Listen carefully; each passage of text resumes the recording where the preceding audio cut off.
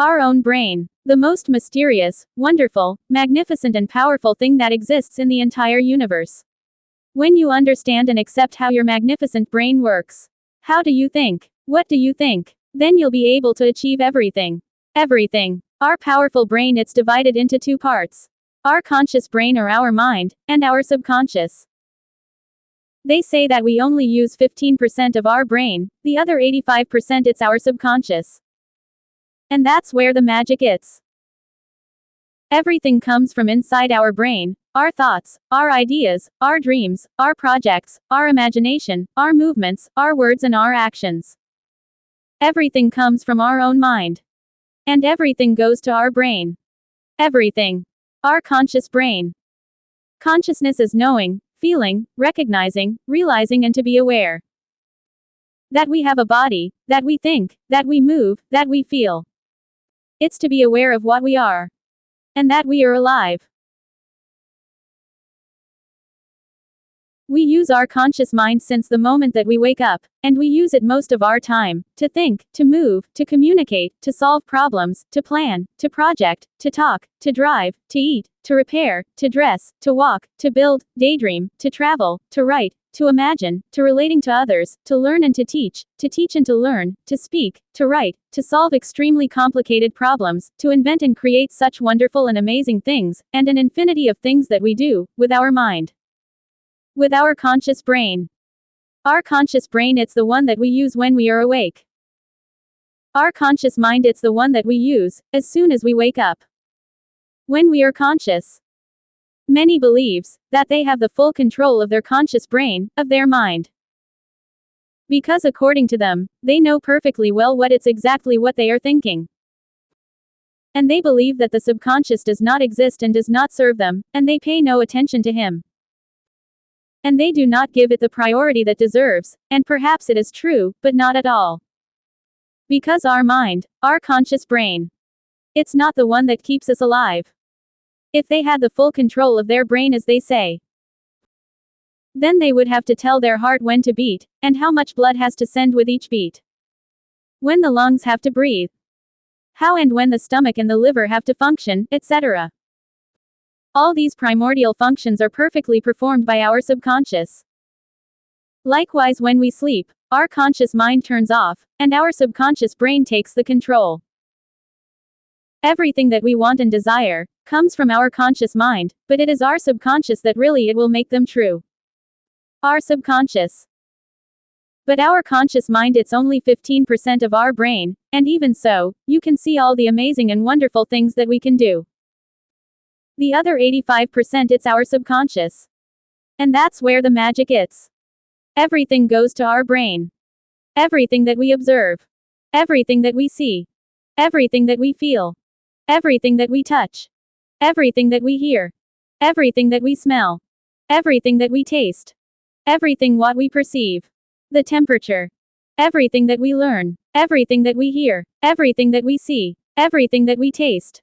Everything that we rub. Everything that we smell, everything that we feel, all the sounds, all the colors, all the shapes, all the forms, all the brightness, all the shadows, all the silhouettes, all the scents, all the smells, all the odors, all the tastes, all the flavors, all the music, all the singing, all the textures, all the symbols, all the contrast, all the light, all the tones, all the movement, all the faces.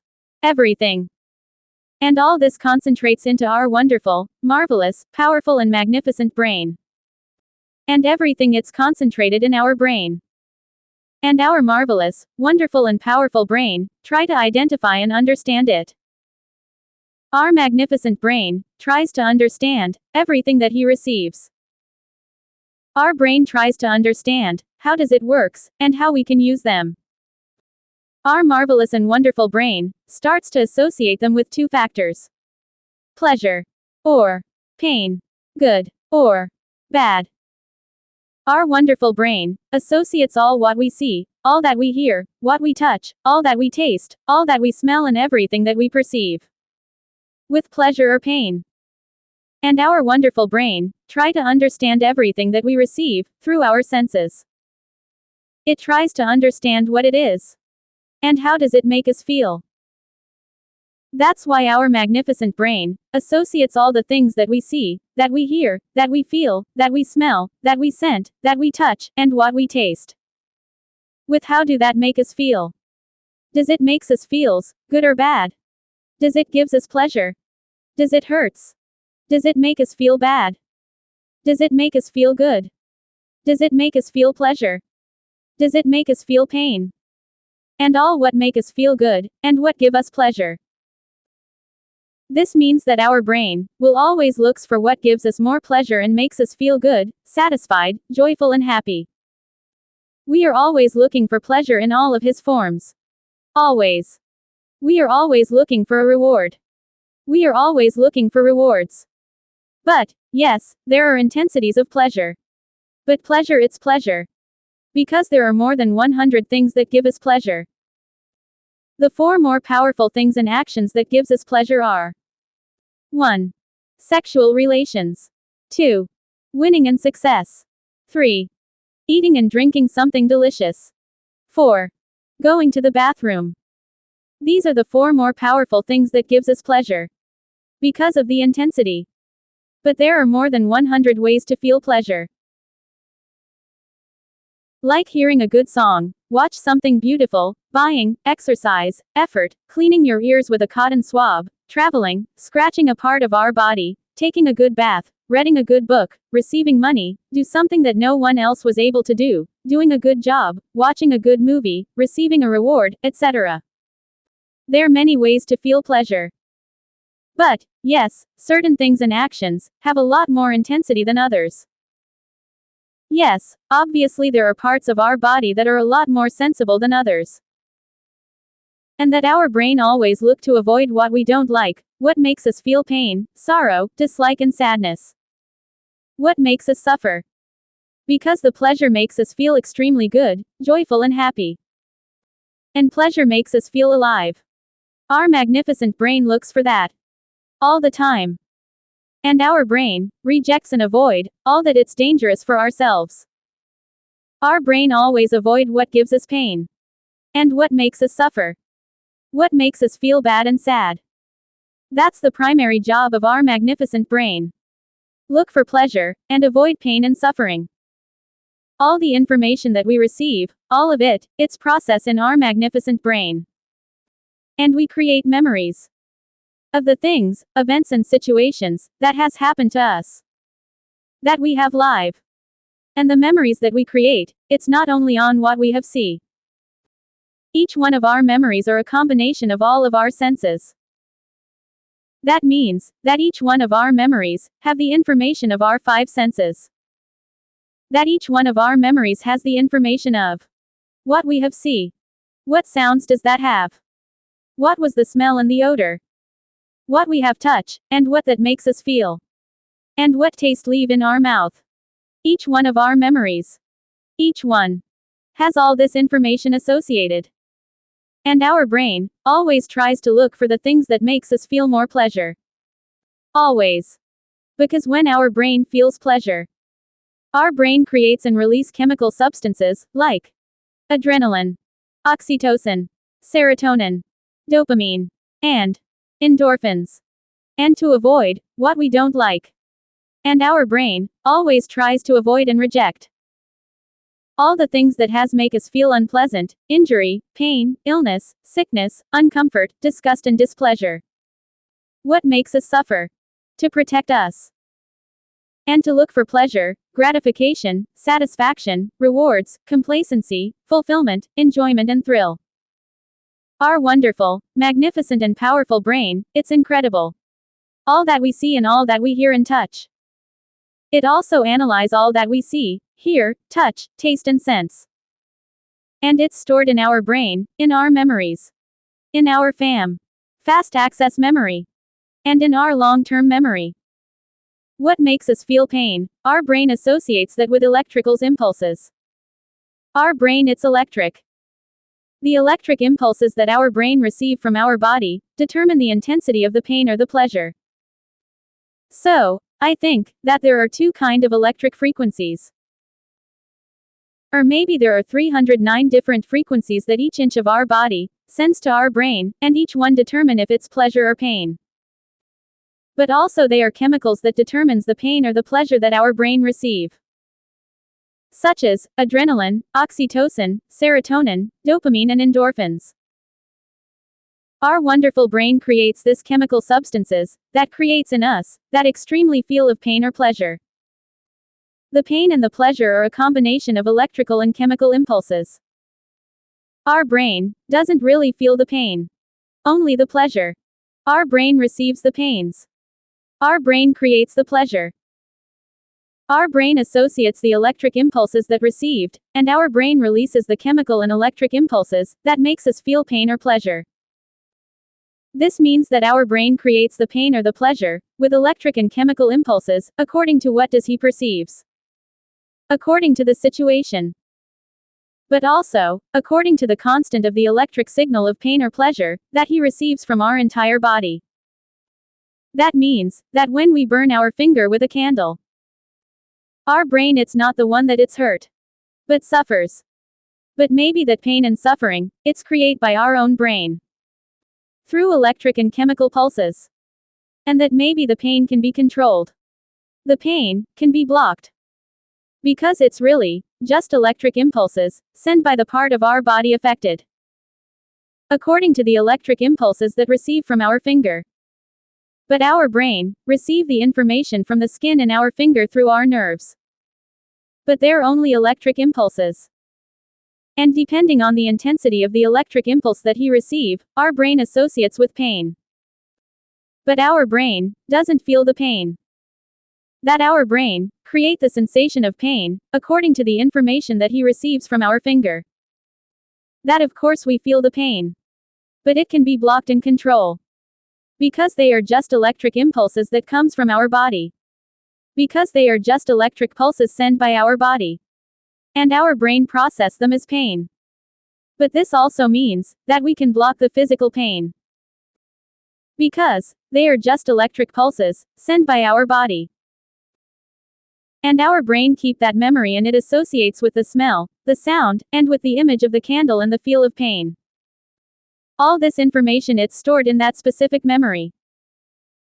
And every time that we see a candle, our brain will bring that memory, and it will avoid touching the flame of the candle to avoid the pain, the suffering and that unpleasant event. But also, our instincts have a very special and powerful play. It's very possible that our brain doesn't really feel the pain. That our brain creates the pain. But that our brain only creates and feel the pleasure. That our brain creates and feel the pleasure. Our brain receive the information from our senses through electric impulses. And our brain associate this electric pulses to determine if it is pain or pleasure. That it's not really that our brain feel pain. Only pleasure. That our brain associates the electric impulses that he receive through the electric impulses from our nerves, our skin and our body. And this means that our brain doesn't really feel the pain. But that our brain does creates the pleasure. Through electric impulses and chemical pulses. I mean that our brain. It's capable of creates and maintain the pleasure inside. Without a physical interaction. That our brain doesn't really feel the pain. Only the pleasure. But that our brain does create and maintain pleasure. And it's boosted, amplified and increase, with the feelings of our entire body. There it's always an interaction between the nerves of our entire body with our brain. Always. And our brain, it's always receiving information through electric impulses. Always.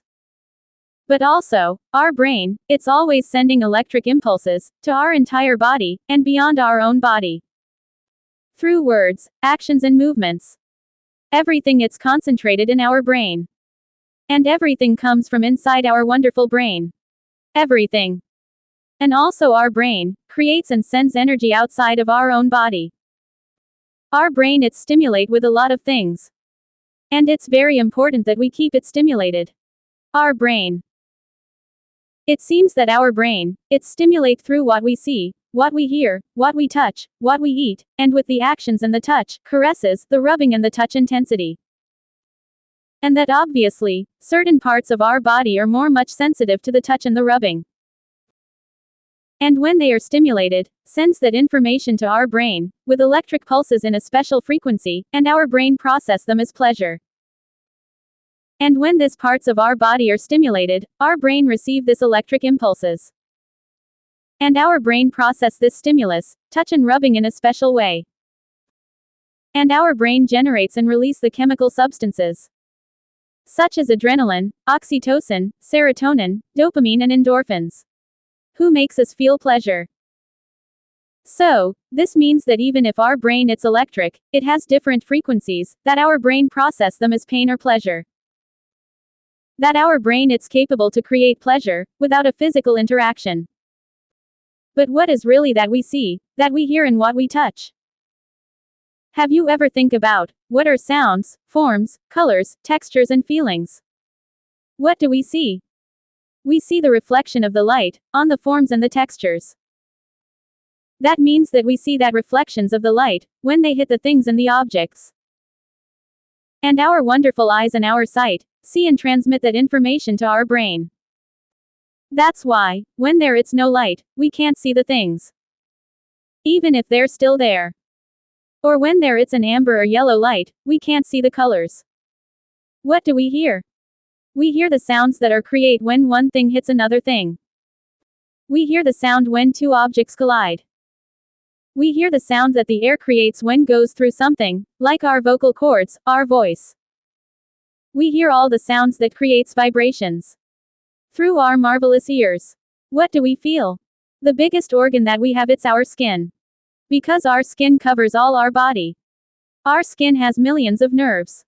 Millions. And these nerves are like sensors that can detect the touch, the pressure and the rubbing from other object or persons when they touch us. Our skin and our nerves sense and receive all the touch, the pressure and the rubbing of the objects and persons. And sends all this information through our magnificent brain. And our nerves transmit the information of where we have been touched, the speed and the pressure and intensity of that touch, caress and rubbing, to our brain, through electric pulses, through our nervous system.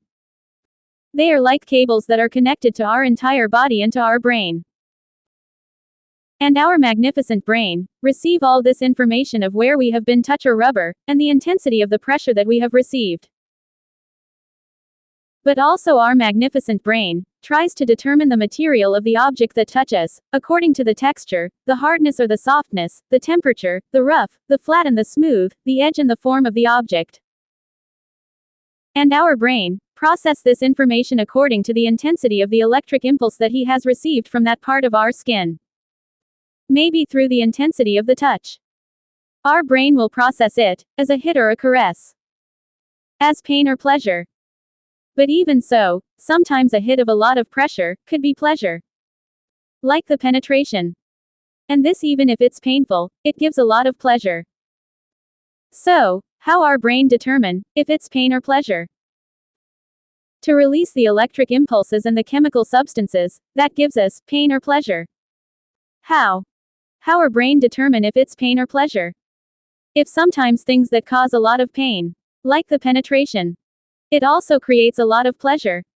How does our brain process the information that receive from our entire body to determine if it's pain or pleasure? Maybe, according to our necessities. Maybe, according to our secret desires. Maybe I could say that it's determined with our eyes, our sight. But a lot of these stimulus, or even with our eyes close. Or that maybe it's a combination of what our skin and body feels, and what our mind thinks. That the sensations that we feel in our skin and our body trigger the pleasure points in our brain. And that our brain send electric pulses to our body to boost the pleasure. But even so, they are electric pulses. So, what determines if it's pain or pleasure? What does determine how our brain has to react? How does our brain process this information? How does our brain determine the result? Maybe there are thoughts that determine how our brain has to respond to this stimulus. What we call desires. What we consider our dark secrets and desires. Maybe it's something hiding inside our brain. Hiding inside our subconscious. Hidden in our DNA. Hidden in our instincts. Maybe it's something that it's not in our conscious brain, our mind. Maybe it's in our subconscious. But, yes, they are intensities of pleasure. But pleasure, it's pleasure. Maybe, pleasure, it's a combination of pain, joy, and satisfaction. Maybe, in some cases, pain can give a lot of pleasure. So, this means that our brain process all the information that received through our mind, our conscious brain. But that there are a lot of things that our brain process automatically with instructions that are hidden in our subconscious. It could be that our feelings doesn't really exists. That what we call feelings are just electric and chemical pulses that our brain generates. It could be that when we imagine something, we feel the same as if it was real. With the same intensity and pleasure. That our wonderful brain it's capable of create pleasure by himself. Without any physical interaction. Only with our imagination. It's amazing. And our brain send electric impulses to certain parts of our body to increase the pleasure that our brain creates. That what we call feelings comes from our subconscious brain.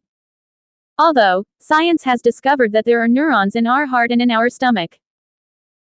So it could be that our heart and our stomach thinks independently from our brain. But at the end, everything are electric and chemical pulses. That our magnificent brain process all the information that receive, and determine the best action. That our brain takes immediate actions. Base in our knowledge, our wisdom, our learnings, our experiences, and even more of our necessities. That we have control over our thoughts, ideas, and imagination. But that we can't control our feelings, emotions, and desires. That what we call feelings are just electric and chemical impulses created by our brain. Of pain or pleasure. Our magnificent and powerful brain process an incredible amount of information.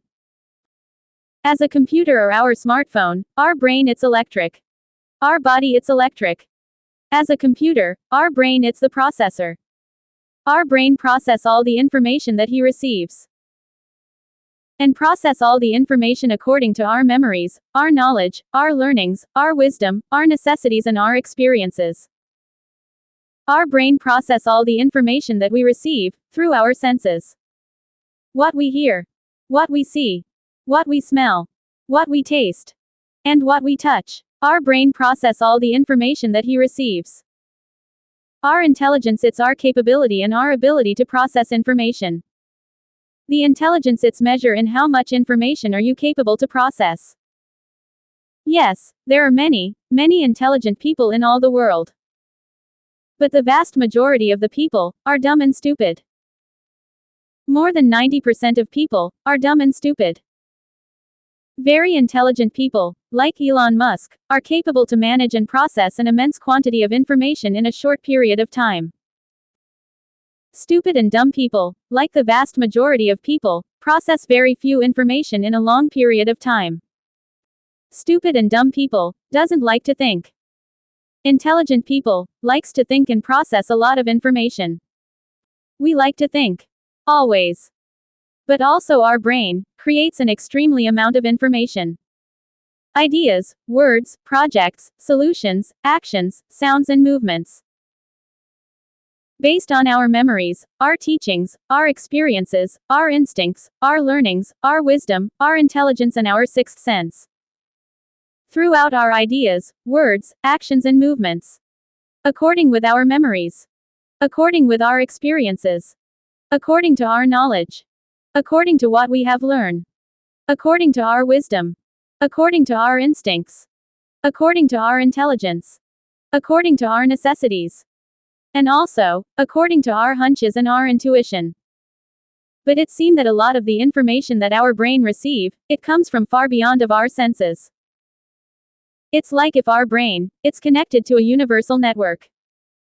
Not only on this planet. Because it's like our cell phone, it has to be connected to a network, to the internet, in order to see videos and download apps and everything. Our cell phone has to be connected to a network to make calls and transmit and receive voice, sounds, videos, images, and information. Our brain sends and receive. Our brain receive and sends. Through electric and chemical impulses. Throughout the entire universe. Our brain sends electric signals that overpasses our own body. Our brain sends electric signals that reach the entire universe. A cell phone without connection to others in a network. It's useless. It's really amazing, incredible, impressive, magnificent and overwhelming. All that we can create with our brain. All the physical objects that we can create. With our magnificent and powerful brain. With our powerful and magnificent brain. Our brain, it's capable to analyze and understand our current situation and events. But it's also capable of creating future situations and events. With the power of our imagination. With our powerful imagination. But also that our brain, it's capable of creating entire worlds, and to live in there. With the powerful and holy power of our imagination. Our dreams. Our ideas. It's amazing. Our magnificent brain, it's very similar to a computer and a smartphone. Because our brain process all the information in a logic way.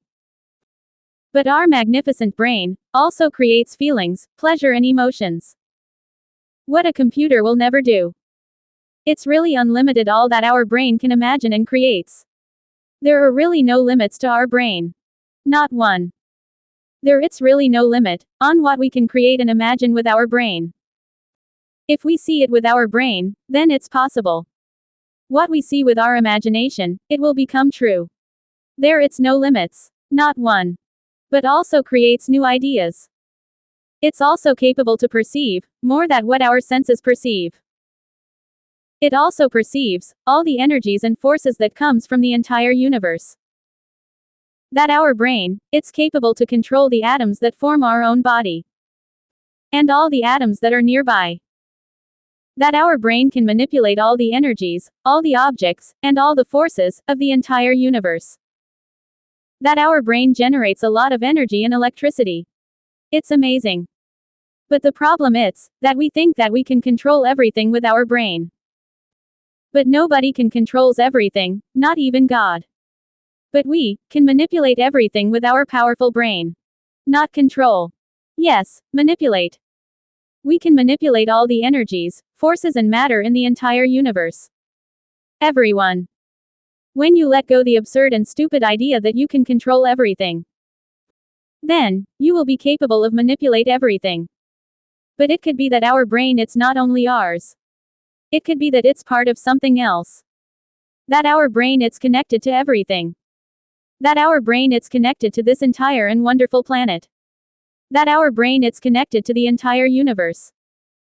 Our brain, it's capable to see what we don't see. Our brain it's able to hear what we don't hear. It's able to feel what we are not touching. It's able to know what we haven't learned yet. That's our sixth sense. But what is our sixth sense? We have 5 senses. Our sight, our hear, our smell, our taste, our touch. And all these wonderful 5 senses allow our brain to receive an incredible amount of information from outside of our brain. These 5 senses allow our brain to see, to hear, to touch, to smell, to taste, to feel and to perceive. All what surrounds us. Everything. And with our 5 senses, our brain it's able to determine and analyze everything that surrounds us. Everything. In a logic and avertive way. Our brain receive the information of what is real, what is nearby. And our brain determine all that it's real, and what it's not real. Because we are seeing them, hear them, touching them, smelling them and taste them. That's why our brain consider them real. And our brain analyze and process all this information, in a logic, realistic and assertive way. Based on the information that has received through our 5 senses. Our mind, it's always taking decisions. All the time. Maybe our free will. It could be a bless or a curse. Because we have to decide for everything. All the time. And our mind tries to take the best decision, based on all the information that we receive through our 5 senses. Our brain, our mind, takes thousands of decisions every day. And our brain classified and separate our feelings, emotions, learnings, and thoughts on concepts. And our brain use the concepts to try to understand our thoughts, feelings and emotions. based on the information that we receive through our five senses. But there is more. We receive a lot of very important information through our sixth sense. It's like a TV channel, or a radio station. Like a frequency, connected to our brain, connected to our subconscious.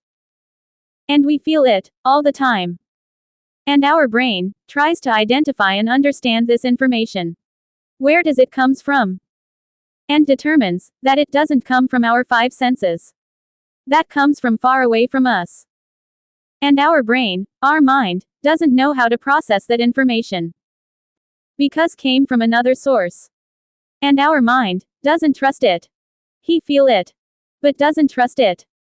Because doesn't really knows where it comes from. And our brain process the information that he receives from our sixth sense. Like a hunch, premonition, intuition and anticipation. Like something possible, but not real. Like something very possible, but without evidences. Because our brain doesn't really knows where does that information comes from. Because our mind always look for proofs and evidences. Our mind it's always looking for proofs and evidences. And that's why our brain doesn't trust the information that he receives from our sixth sense. I mean, our brain feel and receives the information from our sixth sense, but disregard it. Our mind trust our five senses, because it's something that our brain perceived it as real. Our brain trust in the information that receives from our five senses. Our brain accept it as real.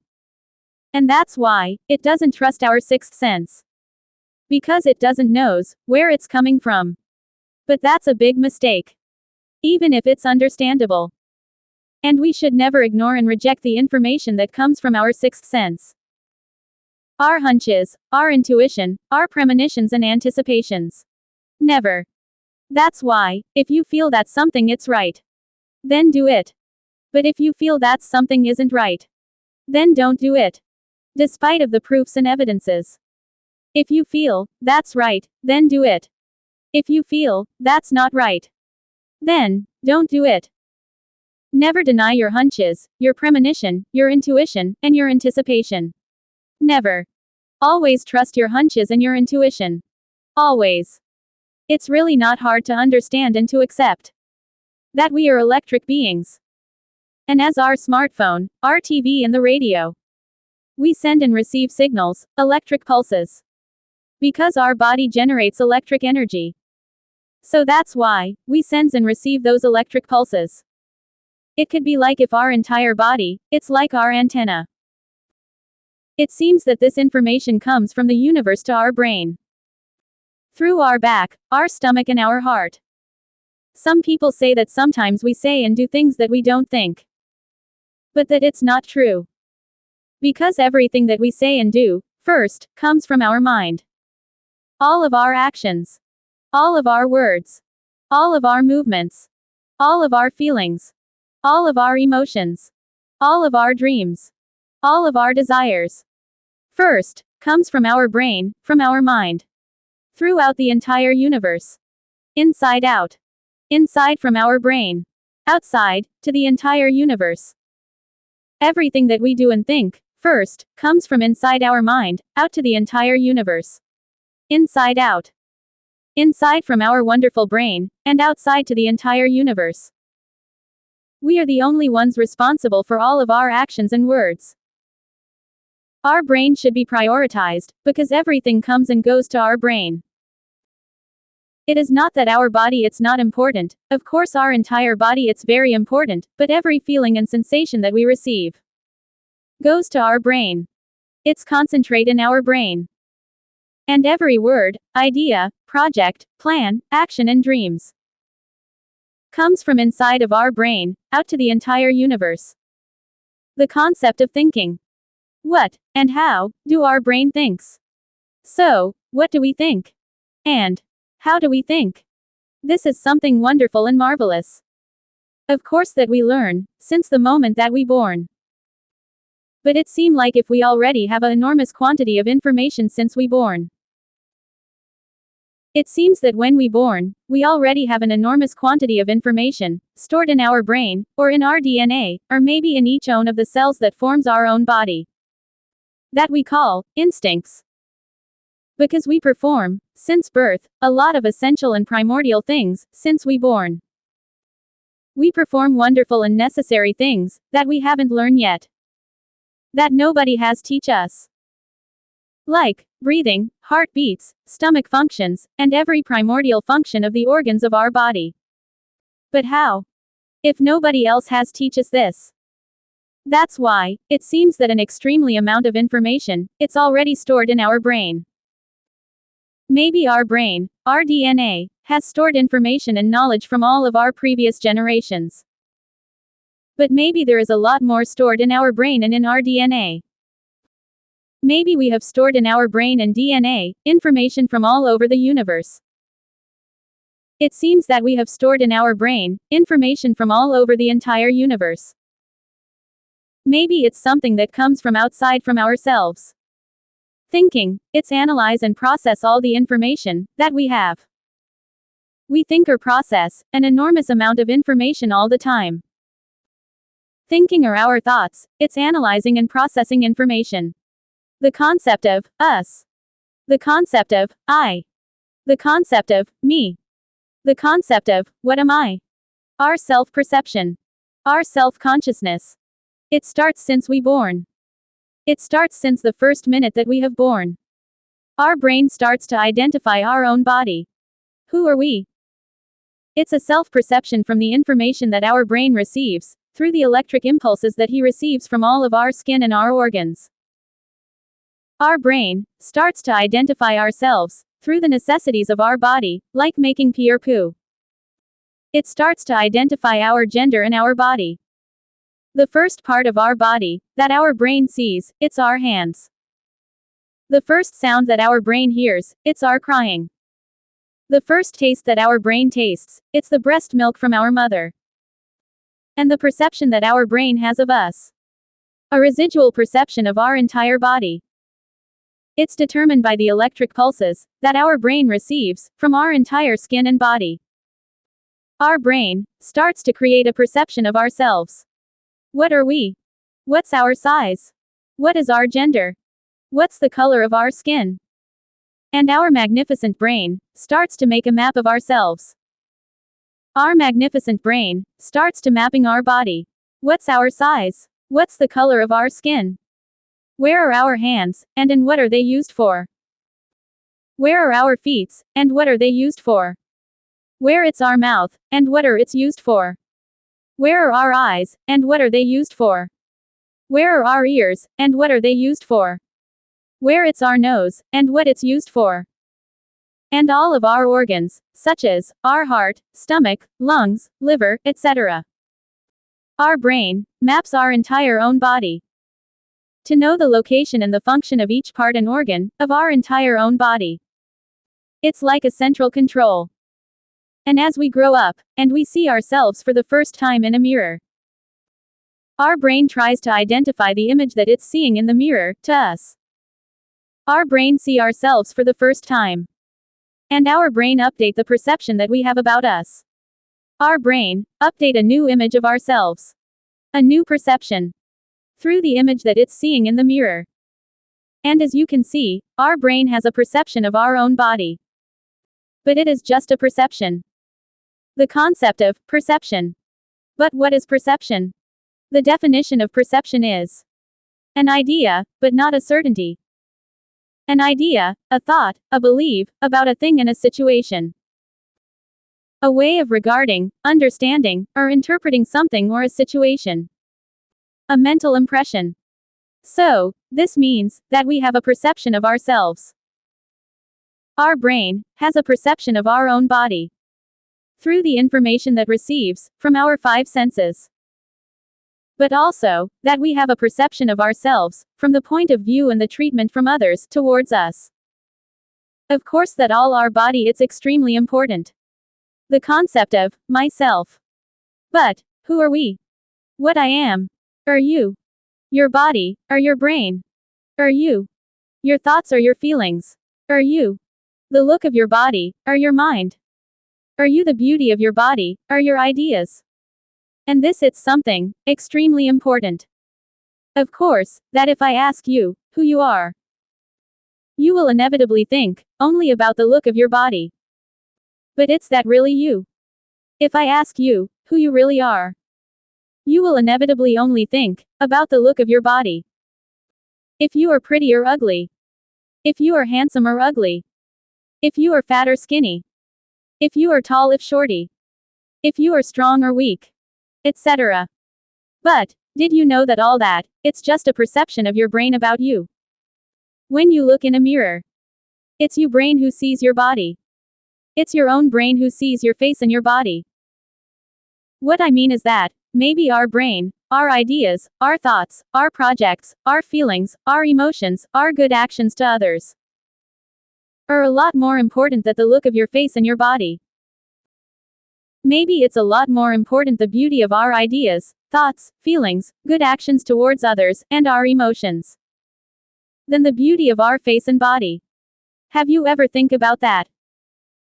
But, yes, I know that you think that the look of the face and the body, it's the most important thing on this world. The mirror could be something good or bad. What our own brain sees in the mirror, it's something relative. Because you are not really all that you are seeing in the mirror. You are a lot more than that. They said that the best mirror it's the eyes of others. The opinion of others. But that's not true. But it's definitely something very powerful and something that can affect us a lot, too much. Because, let's say that your face and your body are not pretty. But you have a lot of very good ideas, projects, good businesses, and that you do a lot of good actions to others. And you feel that you can become a millionaire and to do very great things on this world. That you feel ready to conquer all the world. But unfortunately and inevitably, you see how other people treats you, because you are not handsome. That they treat you bad. They mistreat you. Because that they mistreat you, only because of your looks. And you find a lot of resistance to your good ideas and projects, only because of your looks. And that you yourself starts to feel disappointed for the way that other people treats you. Only because of your looks. You feel very confused and disappointed, that people cares a lot more of the looks, than the good ideas and the good feelings. And you start to stop that stamina, that confidence in yourself, and you start to give up all of your dreams and very good ideas, plans, projects and very good businesses that you have. Because of others. And this even if it's understandable, it's something very silly, absurd and stupid. Because it's really just a perception. We have a perception of ourselves, created by ourselves. And, we also have a perception of ourselves, based on how people look at us. And how do they treat us?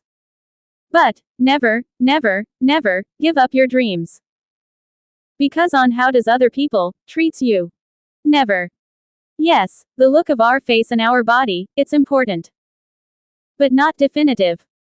The look of our face and our body, it's not the most important. And this could affect us in a very positive or negative way. This perception it's very important to our self-confidence. To the way that we feel about ourselves. To the way that we see ourselves. But beauty, it's something very relative. If you are pretty, then, your self-perception and your self-confidence would be very high. But the people who feels ugly, has a very low self-confidence, because of how other people treats them. But being pretty, doesn't mean that they are intelligent or that they have good ideas. Because if they are pretty, for that same reason, people treats them good, and they receive a lot of free things. Maybe also a good job, but when they have to do their work, they realize that even if they are pretty, they do not have the knowledge and the capacity to do that job. Because maybe they are very pretty, but also very dumb and stupid. And this is really apply more to women, because really man doesn't care too much about their looks. I have to admit that man cares a lot more, on having good ideas, and to do a good job, instead of really caring about their looks. For women's, their look are the most important thing on this world. A lot more than the ideas. Maybe because they think that their face and their body, it's the only good thing that they have. For mans, their ideas and their thoughts are the most important thing on this world. A lot more than their looks. Because mans knows that their ideas and their job it's the most important thing. To excel, to standing out, to improve and to be a lot better than the others. It's maybe an instinct for mans. The concept of who I am. But who are you? You are your thoughts. You are your dreams. You are the good actions to others. You are your ideas. You are your feelings. You are your emotions. You are your brain. Your heart and your body. You. But it's understandable that you feel bad, because on this society, people cares a lot more on the looks. A lot more than the good feelings, the thoughts, the emotions and the good ideas. But even so, you have to be strong and determined in your objectives, your dreams and your goals. You need to understand that it's only the perception of your brain about yourself. But, yes, unfortunately, in this world, if someone is beautiful and handsome, a lot of doors will be open. Yes, they will have a very easy and wonderful life. Even if they are dumb, stupid, and bad and mean people. And, it's true that beautiful and handsome people has a lot more self-confidence than ugly people. Because the perception of them, it's measured by how good other people treats them. Since kids, they see how good the other people treats them, only because of the look of their face and their body. And they also see how that same people separate and mistreated the ugly people. How do people admire them? Only because of their look. And certainly, this cause in them a very high self-confidence about themselves. The concept of beauty. But what it's the beauty? The definition of beauty it's the involuntary and inevitable feeling of pleasure, delight, taste, desire, emotion and satisfaction. Which it's caused by seeing and looking to a set of features, factions, shapes, silhouettes, voluptuousness, symmetry, colors, intensity and strength. That we perceive through our sight, touch, ears, smell, our skin, our body and our extrasensory capacity. But beauty can be divided into three aspects. Living beauty. The beauty of the objects. And the extrasensory beauty. Live beauty. This type of beauty refers to living beings, and it could not be classified only towards men or women, since in nature, there are flowers and animals with an extraordinary beauty. Also the nature, the plants, the trees, the flowers and the animals, has a magnificent beauty. In the case of men and women, beauty refers to the body and face of certain people, which possess very beautiful, symmetrical, round, voluptuousness, and extraordinary physical traits, factions and characteristics.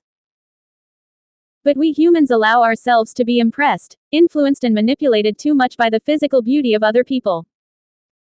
And that causes in us the obsession to having that body, or to be like them. The problem is that both these people and the big companies take advantage of this to sell as products.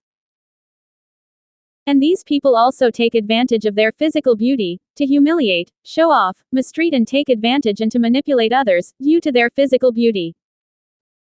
Do not be so impressed or influenced or manipulated so much by the external physical beauty of the people. Yes, they may be very beautiful on the outside, but very ugly and horrible in the inside. As the Bible says. Matthew 23:27. Hypocrites. Because on the outside they are like sepulchres whitewashed and adorned with flowers, beautiful indeed. But inside they are full of all the filth of this world. I have seen the true beauty, seeing a poor father embrace his son with such strength and love. I have also seen beauty when fathers and mothers who, although they are not handsome, get up very early every day, to go to work, to bring food to their sons and daughters, for them to eat, and try to give their children a better life, a better future. Also the people who help poor people or little animals, when you do a good deed for someone else, or when little animals helps, protect and love each other. The beauties of the good actions towards other people and to animals. For me, that is the true beauty. The true beauty is that of the soul, the heart and of the good deeds and actions. Not the physical beauty. The beauty of objects. This type of beauty it's towards objects, but also towards crafts, jewelry, science, paintings, literature, sculpture, architecture, dance and even towards engineering works. Men are really capable of creating with their own hands, objects of such beauty, that cause in us, those feelings and emotions of pleasure and excitement when we see them. Also when we look up and see the incredible beauty of the sky, the stars, the galaxies, the moon and for our beautiful and powerful sun. When we turn around and see the exuberant and magnificent beauty of the nature of our incredible and wonderful planet. Although beauty is not exclusive to the sensory sense of sight, since our ears can appreciate the beauty of the music, of the singers, of the rain, of the waves and of the nature. Men are truly capable of creating so much beauty. Because what is a singer without a song? What is a song without the lyrics? What is the lyrics without the writer, the one who takes a pen or a pencil and captures his feelings, what he sees and his experiences on a sheet of paper? The extrasensory beauty.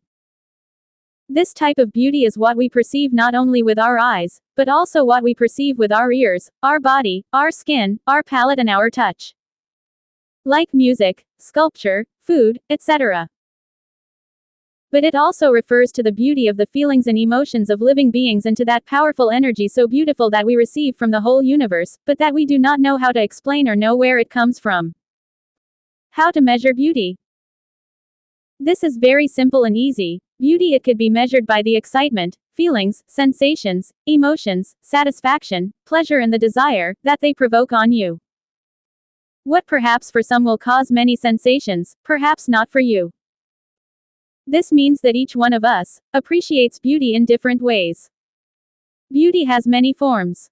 I know that you have seen many people, mostly women, that due to their body and appearance, they enjoy an easy and beautiful life full of luxuries and wealth, and that the reason for having that kind of life, it's not because of their intelligence, nor because they help poor and needy people, nor because they are very religious.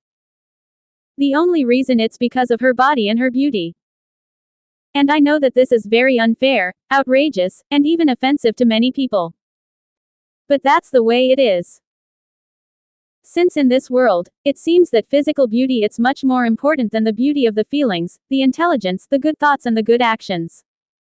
It seems that in this world, physical beauty it's much more important than the beauty of the soul, the mind, the heart and the good feelings. What a shame.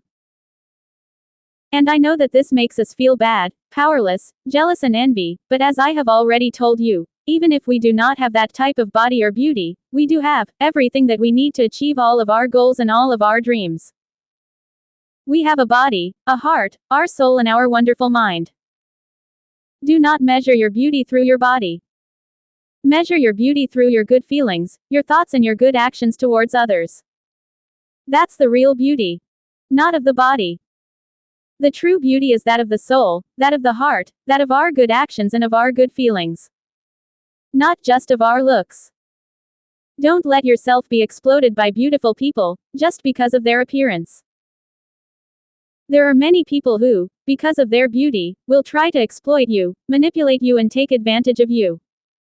And that they would not even want to pay you. Never allow it. Never. Do not let yourself be impressed, influenced, or manipulated so much by the outer beauty of people. Yes, maybe they are very beautiful and gorgeous on the outside, but ugly and horrible on the inside. As the Bible says. Hypocrites, because on the outside they are like whitewashed graves, adorned with flowers, beautiful indeed. But inside they are full of all the filth of this world. The true beauty it's that of the soul, the mind, that of our heart and that of our good actions. I mean, that in order for you to be happy, do not care what other people say or thinks about you. Don't care about other people thinks and say about you. Do not allow yourself to be so affected by the opinion of others. Never. Believe me, yes, the look of our face and our own body it's important. But it's not the most important. Believe me. May the beauty of your body reflects the beauty of your soul and your heart. May your beauty be the reflection of the beauty from your mind, your heart and your soul. Perhaps it could be a sin that because of your laziness, you'll die, without knowing and reaching how much strength and beauty your body is capable to achieve. Your self-confidence, it's the most important. Yes, the look of your body it's important, because everything matters. But, even if it's important, it's not the most important. It's not definitive. You are a lot more than the look of your face and your body. A lot much more. You are amazing. Believe me. But, yes, I know that in this material, greedy, avaricious, heartless, and selfish world, it looks that the looks and the material assets matter most, that the good feelings and that the good actions and deeds to others. On this world it seems that it's most important the good looks, that the intelligence and the good ideas. On this selfish world, it seems that love it's cooling itself. And, yes, I know that it's hard to improve ourselves, and to get ahead on this material and selfish world, if we are not good looking. But even so, always think in good ideas and projects. Always improve yourself, in your work, in your job, in your house and in everywhere. Have a strong mind. Don't give up your dreams. Never. Don't let yourself be affected by others. Never. Believe in you, and in your ideas and projects. Change and improve what you don't like about yourself. But never stop dreaming, planning and thinking. Never. Even if you are not good looking. Even so, you still can reach all of your goals and dreams. And, yes, I know that it could be hard and disappointing to see how other people treats you, only because of your looks. And, yes, I know that you see how people treats so good, the good-looking and handsome people, even if they are dumb, stupid and bad people. And that will definitely discourage you, and makes you feel bad.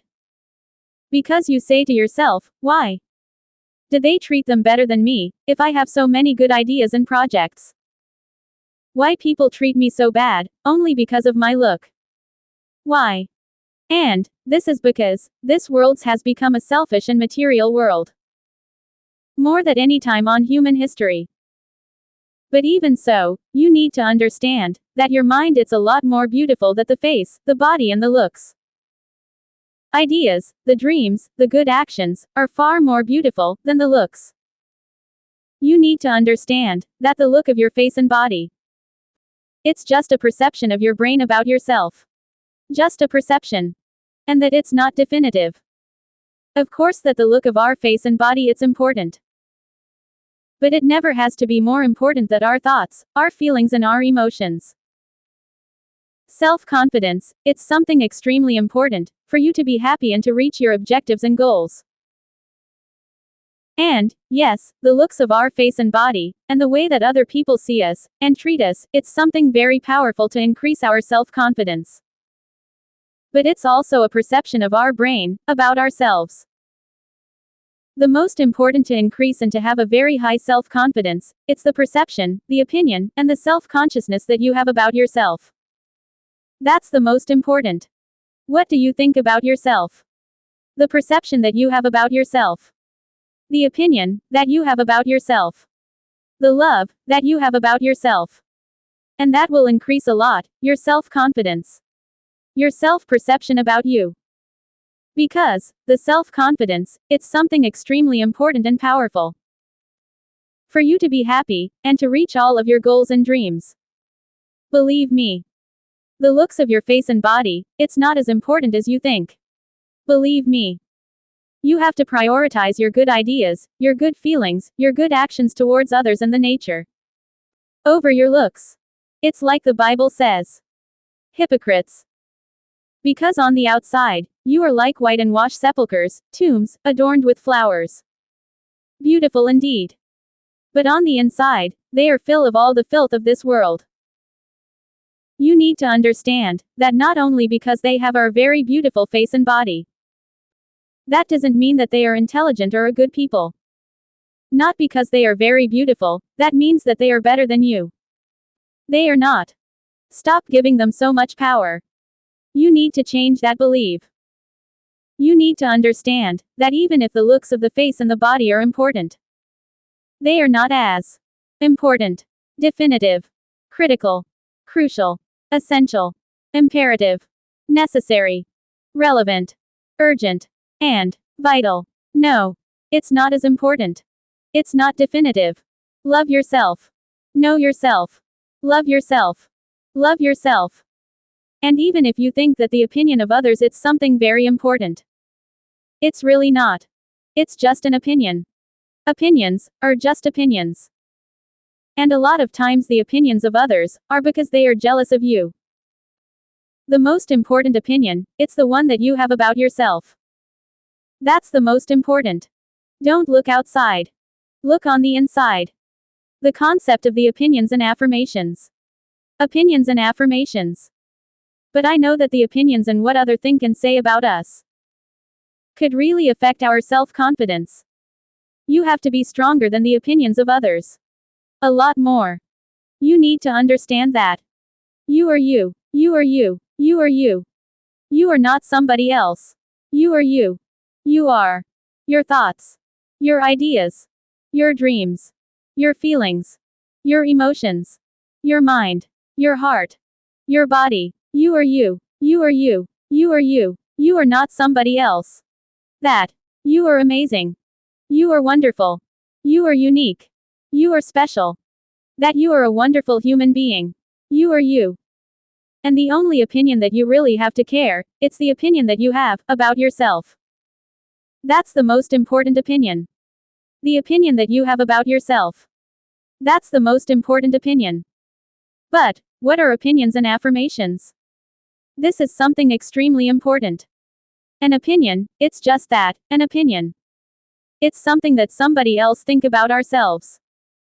It's just a perception that somebody else have about ourselves. But it's just an expression, a thought, an opinion. And we have to take it like that. Just an opinion. Let's say that somebody else said that we are a loser and dumb. It's just an opinion. And we should take it like that. Just an opinion. An affirmation, it's something most important and powerful. It's to tell to ourselves that we are what others say and think about ourselves. An affirmation, it's accepting that we are what other people say that we are. It's accepting that we are what the people thinks about us. If somebody else said that we are stupid and dumb, it's just an opinion. But when you accept it and tell to yourself that you are dumb and stupid, then it becomes an affirmation. And affirmations are extremely important and powerful. Because we are accepting ourselves that what people said about us, it's true. Most of the critics, opinions and complaints from others about ourselves are because of envy and jealousy. And we should listen and analyze those opinions to improve ourselves. But just as opinions. And have good affirmations about ourselves. Nobody it's perfect. But we have to reach the excellence in everything that we do. We have to understand that we are a divine beings of light and energy. With a physical body.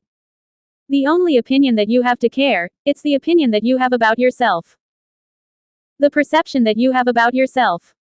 That's the most important opinion. The concept of have. Can you have everything that you want?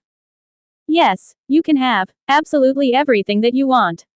The difference is when you are a toddler, a boy and a teenage. You can ask to your dad or mom whatever you wants. And your parents, I am sure, that will do almost the impossible to give you what you want. But as you grow up, you have to work, fight and look for a way to get what you want. The concept of the imagination. Dreams, ideas, projects, and plans are generated by one of the most important, powerful and magnificent part of our brain. Our imagination. Maybe one of the most important and powerful part of our magnificent brain. It's our imagination. The definition of imagination is the power, the ability, the capacity, the bless and the act, to visualize an image, an idea, a thing, an action and something, that it's still not real. I think that the best example of imagination it's in the book of The Little Prince. He asked him to draw a sheep. And he draws several sheeps, but the last draw that he makes, it's a box with 3 holes. And that's the best example of what imagination it's. Because what it's in that box. What it could be. What's the color? What is it? And this draw triggers our imagination in a very powerful and strong way. Because it could be anything in that box. Because, really, our imagination it's unlimited. There is no limit to our imagination. Not one. Our imagination is unlimited. Our powerful imagination, it's our rebel mind. It's that part of our brain who disagrees on the way that we live. It's that part of our brain who disagrees on the reality. Yes, there are laws that rules and govern our life.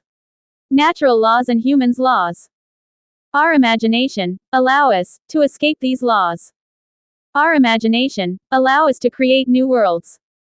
Our powerful imagination allow us to escape our reality.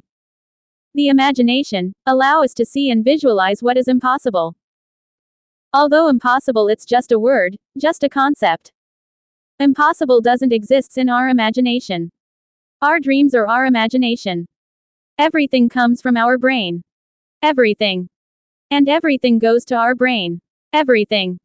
All the things that we have create in this world. First, was created in our mind. In the mind of somebody. Our imagination allow us to create, visualize and test all that we need in our reality. Everything that we have created, first, was created with an idea, based in our necessities and our needs. Everything. Every good idea has come from our minds, from our imagination.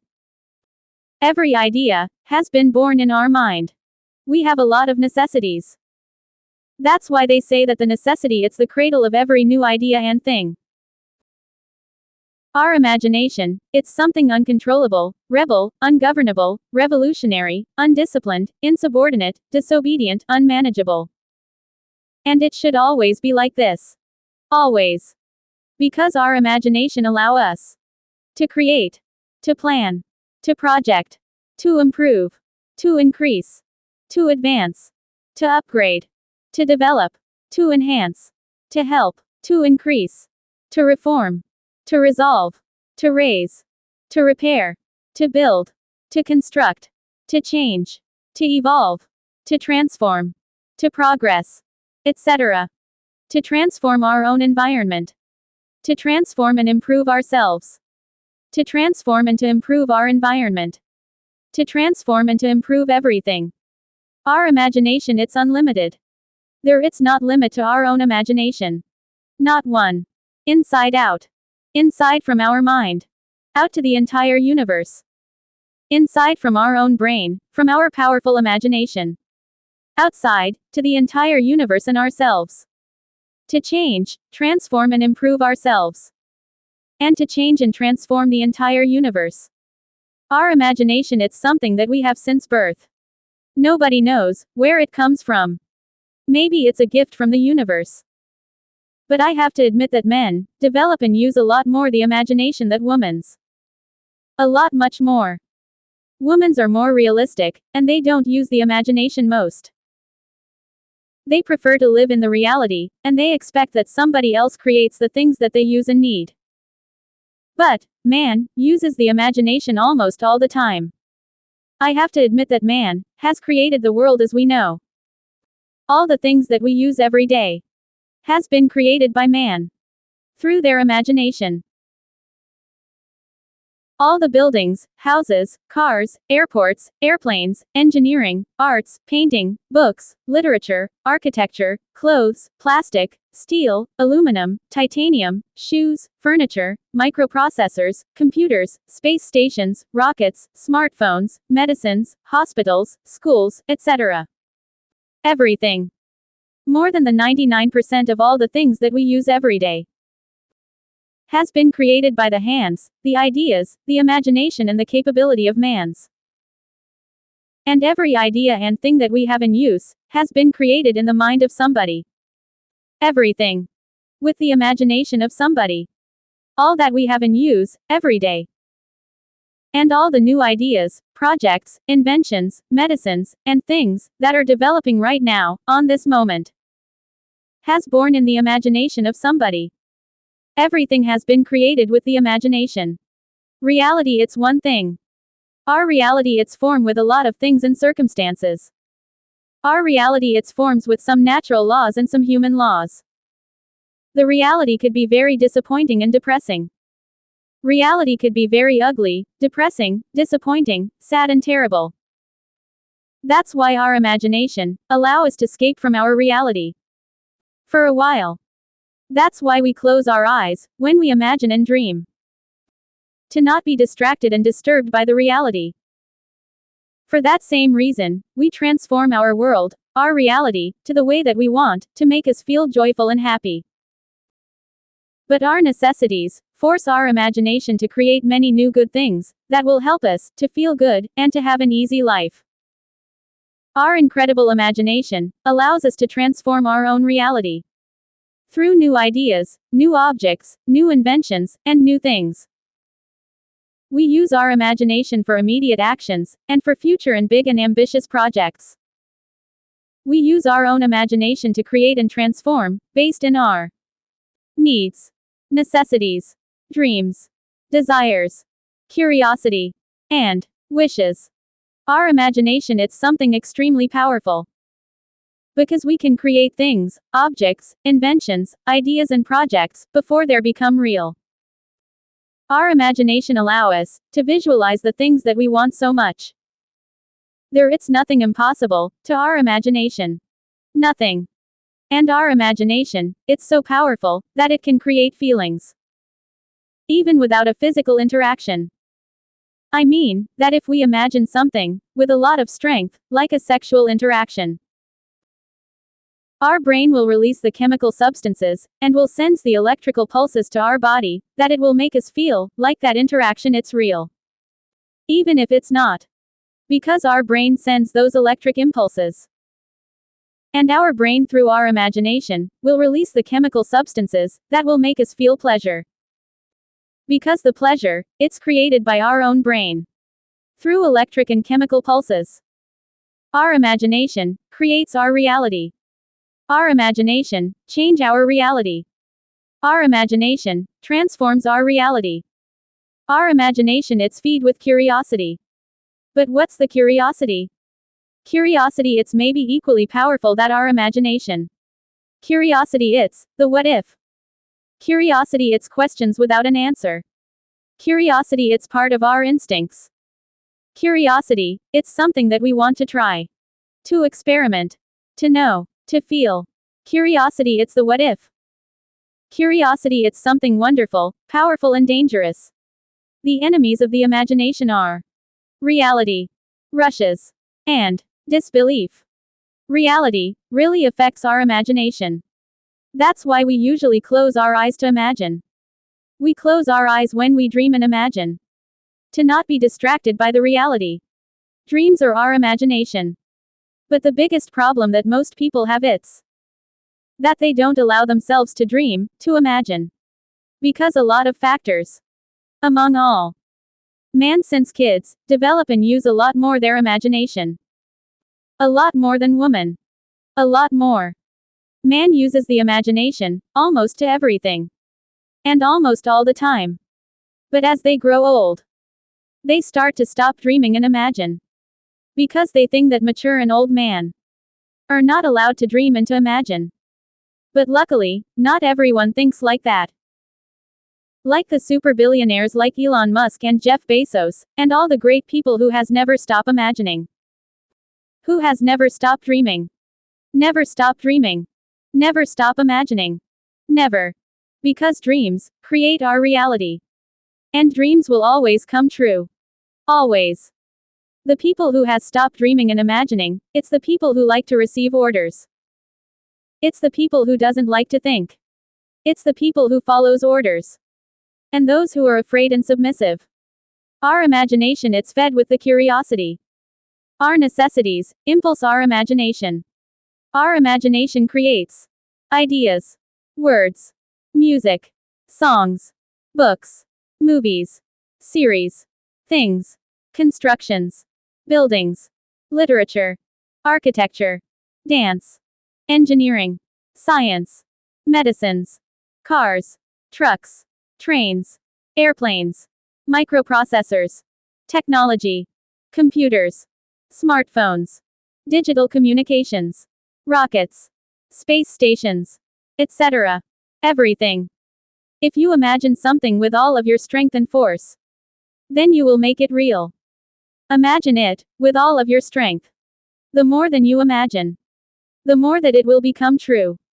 Dreams are synonymous of imagination. If you can imagine it, then you could have it. If you can imagine it, then you will have it in your hands. If you can imagine it, then you will have it. Imagination creates. Imagination transforms. Imagination its freedom. The concept of the obedience. Now, one of the most important and hard to accept and understand feelings that we have it's the obedience. And even if this something that we don't like and accept, it's something that it could save our life. The definition of obedience is the willing to do what someone tells you to do, or to follow a law, a rule, etc. The willing to obey. Obedience, it's the act to follow and obey orders without questioning. To fulfill an order. To obey, follow and fulfill an order, a law and or a command, due to the fear of the consequences. But an intelligent, strong, and rebel mind doesn't like to follow orders. Doesn't like to obey. An intelligent and strong mind only follow the rules that he consider appropriate. He analyze the rules, and sees if they are suit for he. Obedience, it's something good or bad, depending on the situation. Stupid and dumb people likes to follow all the orders and commands, because they are too lazy to think for themselves. Because they are too lazy to think and to analyze the situations, and to think about an alternative.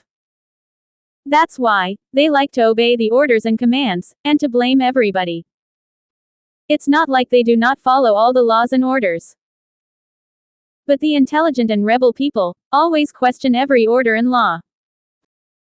Because we know that a lot of laws and orders are created just by the whim of other people. You have to know that a lot of the laws and orders are just an act of power from somebody else. Of course that they are laws, who are good. And laws are necessary to control the human behavior and to have a good coexistence. But not everyone. We have been taught since kids that we have to obey. That we have to obey our parents, our teachers, and all the elderly people. And a lot of people accept this, that they have to obey everybody without questioning. But some people doesn't like to obey, doesn't like to follow orders. And we question every law and order. Because we like to analyze the reason for that law and order. Because we know that a lot of orders and laws are just a whims or caprice of others. The concept of whims and caprices. But what are whims and caprice? The definition of whim and caprice is determination that somebody made arbitrarily, inspired only by an absurd and dumb desire. A determination, taking only and arbitrarily, by an absurd and stupid desire. And order and command create only as a show of power, only as an act of power. To show power and status over everybody else. Based on fear of the consequences. There are natural and logic laws that we have to obey in order to protect ourselves and our body. Like the law of if gravity. If you jump from a building, you are going to get hurt. If you steal something that it's not yours, you are going to get jailed. If you do not obey the orders in your job, you will get fired. If you do not use the security equipment in your job, and something bad happens, you could get hurt, etc. I mean that of course, that they are good laws and commands that have been created to have a good and safe coexistence. But not every law and command it's good. You need to create your way of think, and be very intelligent. Do not obey and follow all the orders, commands and laws. Question everything. Have a rebel mind. Because we have seen hundreds of times how people with power order to exterminate an ethnic, a race, and millions of people just for the religious beliefs. How man with power order and command to exterminate millions of people just for a caprice. That's why you have to be careful to follow orders. You have to be careful with what you obey. This is why you have to analyze every order that you receive. Never obey the orders blindly. Always question everything. Always. The concept of the artificial intelligence, the AI. It could be that someday, an AI, an artificial intelligence, could think faster than we. But it will never be better. A computer, as powerful and fast that it could be, will never be as the human brain. Yes, maybe it could process millions of mathematics and arithmetic operations per second. But a computer, an AI, will never feel feelings, emotions, and pleasure the way that we do. A computer doesn't dream, a computer will never have imagination and feelings. Our feelings, emotions, and pleasure.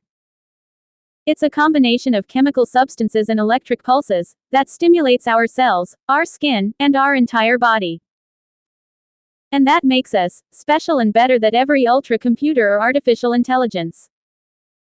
Our brain also thinks with electric pulses, just as the computers.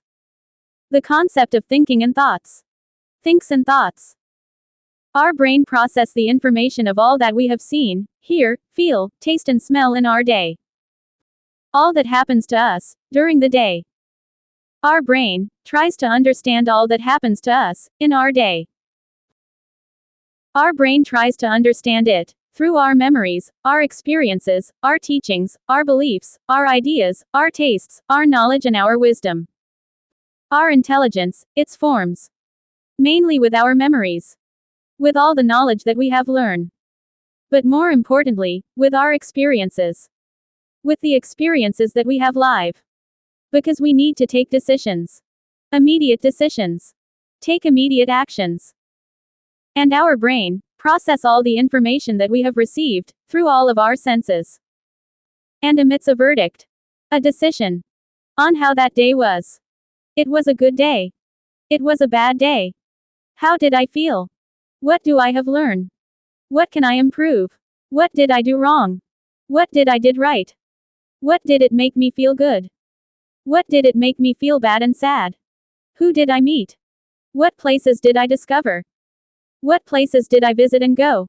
What tastes did I taste? What scents did I smell? What I have see? What I have hear? Our brain process all this incredible quantity of information. Our incredible, magnificent, and powerful brain. It's very similar to a computer or your smartphone. It has a processor, a RAM memory, and a hard disk. Our processor, it's our mind, our conscious brain. Who process all the information from our six senses. Our RAM memory, it's our memories, our knowledge, our learnings, and our experiences. But this memory, it's stored right next to our mind. It's like a fast access memory. It's no like our long-term memories, because they are stored in like a separate storage, because this memories are not used every day. But our knowledge, our learnings, and our experiences are memories that we use all the time. It's like a fast access memory. Because we need them, and we use them all the time. Like our gender, our language, our words, the skills to do our job, the skills to drive a car, the skills to relate to our environment, addresses and directions, etc.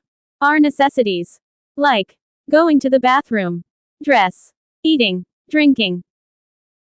And in this RAM memory that we have, we can store up to more than 300,000 books, including the Bible and all the holy books, and all the work of Shakespeare, more than 300,000 books, only in our fast access memory. We can store millions of words, millions of instructions, millions of numbers, millions of phrases, millions of diagrams, millions of operation manuals, millions of ideas. The concept of how so we think. Our software. Like all the computers and smartphones, they need a software to function. The software are specific instructions of how does they have to act when they receive an instruction from the user. What does the computer and our smartphones have to do when they receive an instruction from the user? In the case of our smartphone, the software tell your smartphone what to do when you touch the icon of TikTok. When you push the icon of the image of TikTok, your smartphone knows that he has to opens the TikTok app, that part of the information that is stored in the memory of the specific app of TikTok, and knows that he has to send a signal through the antenna of our smartphone to the Wi-Fi, and knows where to find the servers of TikTok, and connect to the server, and starts to download from the server the videos that you want to see. And the TikTok server software knows what is that you like to watch, based on the information that has stored. Based on the information that TikTok has been collected from you. About the videos that you have put a like. About the time that you have used to see a video. About the repetitions that you have make on a video. About your age, gender and economic level. About your metrics, preferences and tastes. And every software in our computers and smartphones act the same way. The apps, software or programs, are a set of specific instructions of what to do when they receive an specific instruction from the users, depending of the software or the program that you download. I mean, a game, a video app, an app to translate, an app to count the steps that you walk, an app to navigate on internet, an app to watch movies, an app to watch series, etc. Every app and software, it's designed to act in a specific way, to give you what you are looking for. Every app and software, it's designed to act and respond in a specific way to the instructions and orders from the user. But all the computers and smartphones have a base software that it's called DOS. Directive. Operative System. This it's the base of all computers and software. This DOS tells the computer how to work, how to function. The DOS it's the base software. Despite the software and the app that you buy or download later. The DOS, Directive, Operative System, are the instructions on how the processor, the RAM memory, and the hard disk has to co-work. How do they have to interact? How do they have to coexist? How do they have to work together? And also the DOS manage the input devices, such as the keyboard, the microphone, the camera and the biometric devices. How does this three things have to interact together? How do they have to work together? And how to deliver the results? I mean, how to send the information through the display, the speaker and through the output devices, such as the display, printers, emails, etc. The DOS it's the base, the foundation of every computer and smartphones. Despite of what app you install. It's amazing. Our brain also has a DOS. Directive. Operating System. And our brain also has apps and software. Depending on what are our needs. Through our learnings. But it's more complicated. Because, let's say that you want to cook. On your smartphone, you search and find hundreds of apps to cook, and you download the app that has more stars. But, if we need to cook, we see how does it make, we practice and we save that information in our brain, through our learnings and memories. It will be great, that we can search for the things that we want, like cooking, and download it directly to our brain. Our brain analyze and process all the information that he receives. In two levels. Our logic processes. And our sentimental processes. But as any software, this software can be changed, transform, to improve. Even the software that we have installed in our brain can be changed and transform, reprogrammed. Even the DOS, the Directive Operative System, that we have installed in our brain can be changed, transform and improve, reprogrammed. Nothing it's definitive. Nothing. Everything can be transformed. Everything can be changed. Everything. Absolutely everything. Even ourselves. Nothing it's definitive. Not even the gender and the body that we have since birth. Everything can be transformed. Everything. Including ourselves. Including our own body. The concept of memories. Our hard disk. Our memories.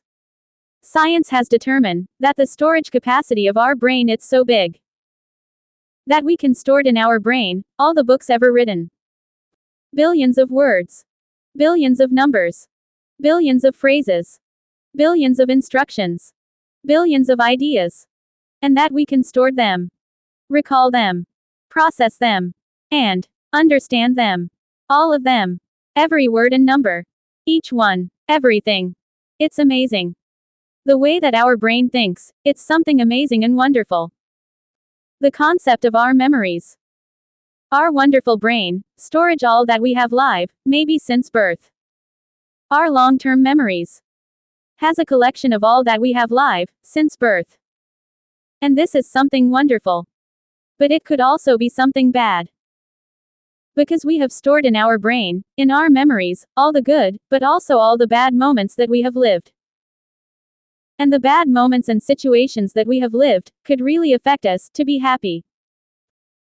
We live day to day, but bad memories are something that could really affect us a lot, a lot. As we see before, all of our memories are associated with what do we have seen? What do we have here? What was the smell? What do we have feel? And what taste has? But also, all of our memories are associated with feelings and emotions. With how do that event and situation makes us feel? Does that situation makes me feel sad? Does that situation make me feel happy? Does that situation makes me feel uncomfortable? Does that situation makes me feel pain? Does that situation makes me feel very bad and sad? Does that situation makes me cry? Does that situation makes me laugh? Does that situation makes me feel pleasure? Does that situation makes me feel impotence? Does that situation makes me feel angry and with a lot of fury? Does that situation makes me feel pleasure and joy? Does that situation makes me feel pain and sorrow? Does that situation makes me feel fear and terror? A memory doesn't have a specific duration. And like in the movie, Inside Out, our memories are like crystal spheres, but all, and each one of our memories, has the information of all of our six senses, and our feelings and emotions of that specific situation and event. Of that specific moment. That's why, every time that we open a memory, even good or bad, we feel in all of our body, the same way that we felt in that specific moment. That's why, when we are in a bad situation, we open our good memories to try to feel joy and happy. And those good memories help us to feel good and to go through those bad moments. But, unfortunately, there are a lot of people who doesn't really have good memories. Because their situation, it's so precarious and terrible. Like people who lives in extreme poverty. People who lives in ethnic violence zones. People who live in war zones. And every day seems worse than before. And the bad memories, it's something extremely powerful. It's something that could really affect us. In our life, and in our day-to-day. Bad memories could really stop us to achieve our own happiness. The concept of bad memories. But, how can we erase bad memories? How can we stop opening those bad memories? Our brain works like a computer system. Our brain organizes all the information that he receives. And also our memories. Like in a computer, our brain storage and organize all of our memories. All of them. Our magnificent brain storage and organize all of our memories according to two factors. Pain, or pleasure, joy, or sorrow, good, or bad, for ourselves. The concept of how to manage and delete bad memories. How to erase and to delete bad memories. First of all, let me tell you that our mind tends to exaggerate many things that should not be exaggerated. And to minimize things that are very important. Unfortunately, most of us have one, several or many bad memories of situations, events and happenings that have happened to us in our lives, and that we want to forget, because many times those bad memories really do not allow us to be happy and to continue with our lives. But how to eliminate and control bad memories? Per se. It is not possible to eliminate or forget them. The best thing that we can do is to replace them with good thoughts and good memories. But I know that for many people, it is not possible to replace them, since their current situation it's even worse than before. According to experts, something that you can do is to become aware of those memories. And consciously identify, acknowledge, and stop thinking about a bad memory as soon as it appears.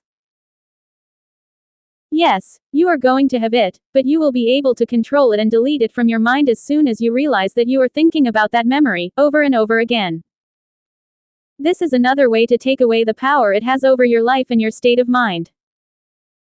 I believe that the best way to delete those bad memories is to face those bad memories, and if it was your fault, accept it. If you are guilty of that situation, accept it. And if it's something that you could not control, that was out of your hands. Accept it too. We feel so bad when we think about a terrible event that has happened to us, because we blame ourselves. We think that it was our fault. And that we could do more, to avoid the terrible event and situation. We take the blame of that situation and event. We think, if I had done this or that. And we blame ourselves. The problem is that we think about this bad memories. But we feel that event. But the only way it's to forget bad memories, the only way it's the acceptance and the adaptation. You need to overcome those bad memories. You think that you have forget that bad memory. But you need to overcome those bad memories. You forgive. You forget. But you just don't let it go. You have to accept. You have to adapt. Analyze yourself. You are seeing the life with your own eyes. And through your own memories. You have to forgive. You have to forget. But you have to let it go. The concept of words and communicate. After we born, we start to find the way to express our necessities to others. We start to crying, and then we start to babbling. We try to communicate ourselves. We try to communicate our necessities. And we use body signals, and we start to use our vocal cords, our voice to express our necessities. Like crying and babbling. And we see that by doing this, we receive a reward. Like milk or a hug. We start to understand that by expressing our needs, we receive what we want. That we receive a reward. And our brain starts to learning and imitate the sounds that we hear from our parents, brothers and all the people that surrounds us. The language. And we start to form words. We change our babblings to more complicated and structure sounds. Words. And our brain start to learning the meaning of all the words that we say. Our brain starts to associate the words to things, forms, shapes, silhouettes, faces, ideas, people, colors, flavors, smells, odors, scents, numbers, actions, necessities, and even more complicated than this. It's that our brain start to associate words to feelings, emotions, ideas, necessities, decisions, disgust, pain, antipathy, dislike, repulsion, hate, loathing, hunger, thirst, pleasure, complacency, gratification, rewards, satisfaction, delight, joy, happiness, thrill, and excitement. This it's very important. Our words are not just to saying them. Our brain uses the words to speak. But our brain also uses the words to think. Our brain uses the words to structure and create ideas, thoughts, projects, plans, solutions, businesses. Our brain use words all the time. Even if we don't say them. Our brain uses the words to think. The concept of words. But what are the words? Our mind needs to find ways to express our thoughts, our ideas, our feelings, our emotions and our needs. It's a human necessity, and an instinct to express ourselves. And we do it like all living creatures. We use sounds, body signals, and writing symbols. And through words. Our magnificent brain starts to associate symbols and sounds to form words and sentences. The definition of words is a set of sounds or symbols that when tightened together, forms sentences. That when they're together with other sounds and symbols, forms sentences and phrases, and a unique sound or symbols. Words. Words are used to express thoughts, ideas, feelings, emotions and needs. Words are extremely powerful. The speaking words are more powerful than the writing words. And that power it's giving with the expressions, the movements and the strength and the security of our voice. The strength and the feeling that we give to each word. Remember. It's not what you are saying. It's how do you say it. If you want that others to hear you. You have to be strong and confidence. Words have a cause and a consequence. Words has a cause and an effect. Words are a way to relieve our feelings, our emotions, our needs and our thoughts. To reach other people and let them know what do we need, how do we feel, and what we are thinking. We learn the words from our mother, father, and our family. We learn the sounds that, when together, they form words, phrases, and sentences. Language. We learn to do these sounds, words, to express our necessities. Like when we are hungry or thirsty, or when we need to go to the bathroom. And as we grow up, we learn to form more complex sounds. Words. And we also begin to make and to learn symbols and tighten together to form more complicated symbols. Written words. We learn to transform our babblings to more complex and structure sounds. Words. We transform our babblings to words to express ourselves. We transform our babblings to more complex and structure sounds. Words. We pass from crying to communicate our needs to more complex and structure sounds. Words. And we start to see the power that our words have. When we start to receive what we want, we start to understand the power of our words. And as we continue to grow, we start to learn more complicated sounds and symbols. Words. And we start to learn the definition, the significance, the meaning, and the purpose of the words. And when to use these sounds and symbols. The words are sounds and symbols that, when they are next to other sounds and symbols, forms letters and then words. The words are a necessity to express to others our ideas, our thoughts, our feelings, our emotions, our needs, and our commands, orders, and instructions. But we also use words to think and to structure our ideas, dreams, and projects. And also, we start to learn numbers. We use the words and numbers to think. All the time. But most of the people really don't understand the power, the reach, the meaning, the definition, and the consequences of their own words. All and every word that we say begins in our mind. Some people say that sometimes we don't think before we speak. But that's not true. Because all and each one of our words comes from our mind. All of our words comes from our mind. But, yes, a lot of times, we say words without taking the time to think of the range, the power, and the consequences of our words. That's why we should take some time to think and to choose the right words before we speak, and before we write them. We say words without really knowing the meaning, the significance, the reach, and the consequences of our words. Our words could heal, could hurt, could save, could transform, could create, could destroy, could damage, could repair, could bring us beautiful and marvelous things, and could have serious consequences. Because our words are very powerful and dangerous. You have to be aware of all of your words. You have to be aware of all what you are saying. You have to be aware of each one of your words. Each one. I know that most people think that, of course, that they know exactly what they are saying. But that's not true. They do not understand the meaning, the power, the reach, and the consequences of their words. For good and for bad. Words are extremely powerful. Our words are extremely powerful. Almost nobody understands the reach and the consequences of words. That's why it is necessary that you be aware of each one of your words. Each one of them. Before you saying them. Every word that we say has a cause.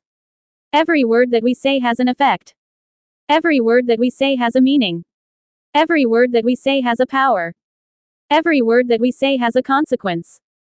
Every word that we say has an energy. Our words are our necessity to express our feelings and our thoughts.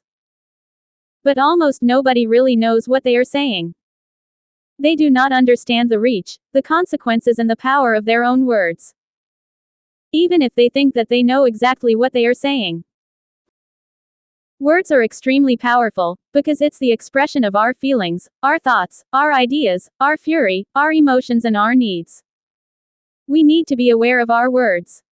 Because our words express our happiness, joy, satisfaction, pleasure, necessities, sadness, unconformity, dislike, fury, anger, displeasure, hatred, indignation, impatience, irritation, rage, and resentment. So that's why we need to take some time before we speak to find the right words. Our mind looks for the right words to express our thoughts, our emotions, our needs, our opinions, and our feelings. That's why it's so important that you know the definition of every word that you say before you saying them. To choose the right words. Every word has a reason and a consequence. Even good or bad. Every word has a cause, a reach, and a consequence. That's why it's so extremely important that you know the meaning and the consequences of each one of your words. That you take the time to choose the right words before you saying them. Because if you talk before thinking about the consequences of your words, you can hurt the people that you love. And you can attract serious consequences to you. The words are extremely powerful, even written, saying, spoken, or when we think them. Our brain uses words and numbers to think. All the time. The words that we think are extremely powerful. Words are extremely powerful, even if we only think them. But we always are thinking in words, inside our mind. Always. That's why we need to know the meaning of each and every word that we think. And this will make us feel more relaxed, and that will make us more intelligent and more articulated.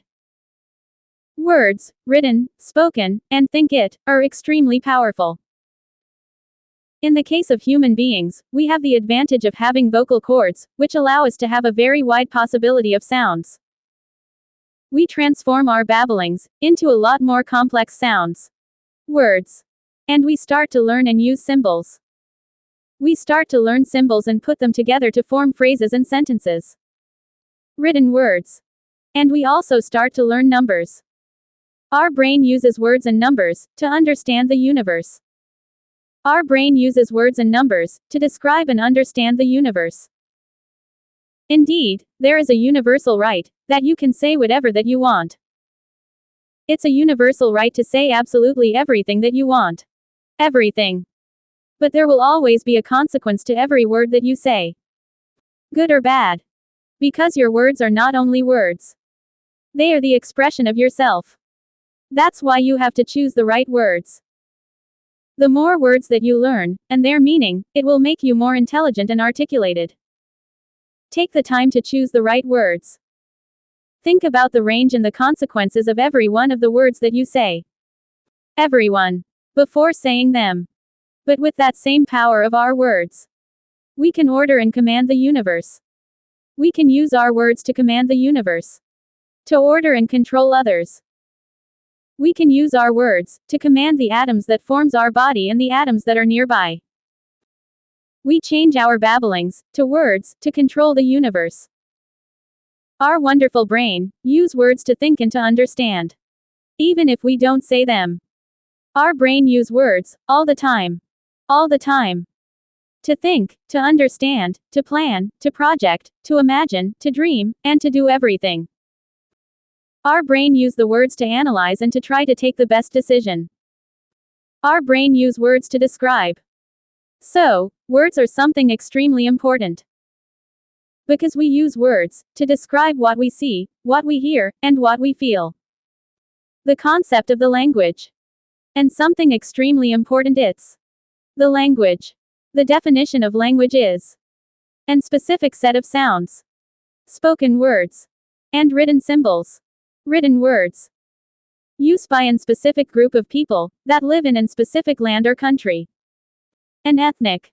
It's an specific set of sounds and symbols. Used by an specific group of people. And this set of symbols and sounds. Spoken words and writing symbols. Are used to describe the world and the things that they see, hear, smell, sense, taste and touch. It's a way to describe and communicate with the people around them. Language, it's an specific and special set of sounds and symbols. Used by an specific group of people. To express their thoughts, feelings, emotions, needs and ideas. There are more than 100 languages on this planet. And I don't really know which one it's the best. My native language it's Spanish. And I love my language. Language it's an extremely important way for our brain to describe the world. Let's say that we sit 13 people of different parts of our wonderful world in front of a beautiful and leafy tree. Every one of them will say and speak with their language the name of what they're seeing. of that beautiful tree. With their own language. Every one of them will say the name of the beautiful tree that it's in front of them. With their own languages. But why? If all of them are seeing the same thing. That beautiful tree. Maybe if we speak the same language, we'll be able to achieve so more incredible things. As it's written on the Bible. The Tower of Babel. In ancient times, all man speaks the same language. So, there was a very numerous group of people walking, when they see a beautiful valley, and they said, "Come on, let's go and build the most magnificent and beautiful city of the world, and also let's build the biggest and tallest tower ever.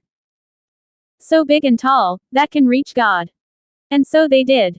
They built the most beautiful and magnificent city of all. Because they all speak the same language. But one day, God went down and saw that magnificent city and the immense tower. And God said, if talking the same language, they are able to build all of this. Soon they will become gods as we. So God changed the language of all the people. And they were not able to communicate with each other. And they separated into groups that speak the same language. Babel means confusion. So this means that if all humans speaks the same language, and we understand each other's, then we will be able to build and achieve even greater things. And this it's the evidence that each one of us perceive and describes the world different. We can use our own words to control everything. Absolutely everything. Everything. The concept of the intelligence. But it's true that not everybody has the same capacity to process the information. To think. Not everybody is intelligent. Because you know that the brain laziness exists. There are a lot of people. Billions, that they are too lazy to think. That they do not really want to think. That they really are too lazy to think. They do not want to study. That they do not want to learn. That they are lazy to think about solutions to very complicated problems. That they do not want to think about new ideas, new projects or new business. These people are the workers of the big companies. That they do want to be rich and millionaires. But they are too lazy to think in good ideas. They are so conformist. Even if in their jobs are trainings and courses to improve their work and their financial situation. But that they prefer to stay in their jobs. And complain of everything. And to blame everybody. They like to obey orders, because they don't like to think by themselves. The concept of our attitude. Our attitude it's something very important and powerful. Our attitude it's a concept. A perception of ourselves interacting with others. The definition of attitude is the way that we behave to others, and in general, with all the world. The attitude it's the perception that we have of us, when we relate to others. Our attitude it's a set of aspects, behaviors, beliefs, self-confidence, self-awareness, self-appreciation, and our self-consciousness.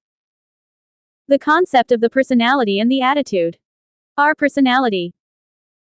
But our attitude, it's the way that we behave and relate to others, and in general, how do we behave and relate to the world and to everything, and to everyone.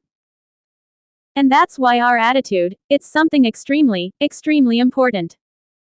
To be happy and to have everything that we want. Good attitude. But what is the attitude?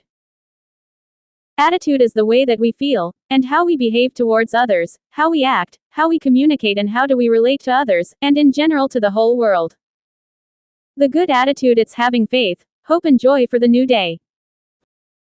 And this good attitude attracts very powerful and good forces and good energies from the entire universe towards ourself. If you leave your house feeling joy, faith and hope. That everything will be okay. That everything will turn out well. That you want to greet everyone, that you give way to people and other vehicles, that you arrive at your work or business feeling that way. Wanting to succeed. To do your work well, to improve yourself, to be a better person, to be better than the rest. Then, you will truly achieve it.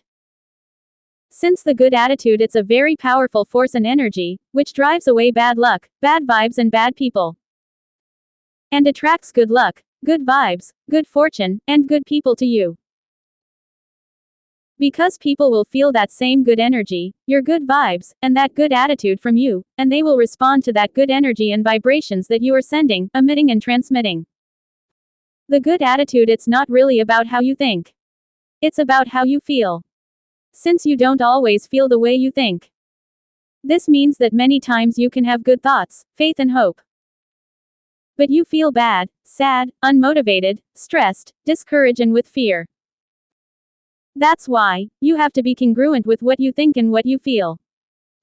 The concept of the vibes and vibrations. The good vibes that you feel, it's exactly that. They are good vibrations that you are sending and transmitting to everyone. That the atoms that forms our entire body and our mind. They are always vibrating. That's the vibrations and the vibes, that we generate and that we transmit. The atoms that forms our entire body and our mind. And the atoms that are nearby. They vibrate to the rhythm of our thoughts, feelings, and emotions. And that's what we are transmitting to the entire universe. That's our vibes. The vibrations of our atoms. You have to accept and understand that the entire universe, it's responding to the energy that you yourself are generating. And with those good vibrations, those good vibes, inevitably, you will attract good circumstances, good things, good people, and good situations to you. To your life. Since those vibrations that you are generating, sending, and transmitting, are attracting people, things, and situations that feel the same as you. But I know that for many people this is difficult to maintain. Because maybe you leave your house with this good attitude, but you see that other people are in a bad mood, angry and full of fury. Truly, when you see and feel all the fury, rage, the madness, and the violence of the people in this city, that truly and without doubt affects you, in your good and positive attitude. When you feel all that bad vibes from others, it's hard to overcome those bad feelings and bad attitudes from others. But even so, you need to overcome them. You have to stop being affected by all the bad vibes, the fury, the rage, the disappointments, the violence, the madness of all the other people. You have to. You need to stop caring so much for others. You have to defend and maintain your good and positive attitude. You need to maintain your good feelings and your good vibes. You need to stop caring for others. Because, you are you. You are not somebody else. You are you. And they will see you with the good attitude that you have. And they will treat you as if you were crazy or something. For having that good attitude. Because they think that everyone else has to be as miserable, sad, and despair as they are. They want that everyone else feels as miserable as they. They want that everyone else to be unhappy as they. That everybody has to have the same problems and situations that they have. They want that everybody else feels as miserable as they. And that's why they can't stand that somebody is happy and joyful. They can't tolerate that. They want that everyone else to feel as miserable as they feel. And they would do everything to try to take away your happiness and your joy. Never allow it. Never. That you greet everyone else and almost no one returns your greet. That you are driving and they close you off and don't give way. That they act in such a bad way, so aggressive, violent, despotic, and arrogant towards you and the others. That they try to take out their problems, hate, fury, madness, and rage on you. Because they are so cowards to face their bosses and their problems, that they release their anger and fury to others. And you feel those bad vibes, those bad vibrations, from most of the people. And this discourages you, and makes you feel sad, and it demoralized you. For that same reason, many people stop having that good attitude that they have since they left their home. Because of the others, and they become sad, angry, and in a bad mood, like everyone else. But you have to understand that each one of us is different and special. If they have that miserable life and that bad attitude, that's their problem, not yours. And you should not even try to help them. You don't have to be affected by their problems and their bad attitudes. Never. Don't even waste your time trying to help them. They are them. And you are you. And you don't have to feel miserable and angry as them. You have your own life. You have to maintain your good attitude, your happiness, your faith, and your hope. Always. But don't be confused, having a good attitude and being kind to others. It's not a sign of weakness. Having a good attitude does not mean that you should let that others treat you badly and that you should not defend yourself. But if you have a good attitude, most of your time, then, you will hardly encounter aggressive or bad people. Since the good attitude it's something very contagious. And that's why, you will attract many more good people, good things, and good situations, than bad people, bad things, and bad situations, into your life. But if you leave your house with fear, with anger, with fury and with discourage, then you will attract the same as you feel. Bad people, bad things, and bad situations. Then, things will go wrong, for you. But if you leave your house with a good, positive, joyful and with a hopeful attitude, then you will attract the same as you feel. Then, you will attract good situations, good things, and good people to your day. To you. Don't say, today it's going to be a great day. Say, I'm going to do that today will be a great day. You have the control of your life. Despite that everyone else, it's angry, furious and despair. But even so, you have to maintain a good and positive attitude. Most of your day. Even if the world it's falling apart. You have to be happy. You have the control of your own life.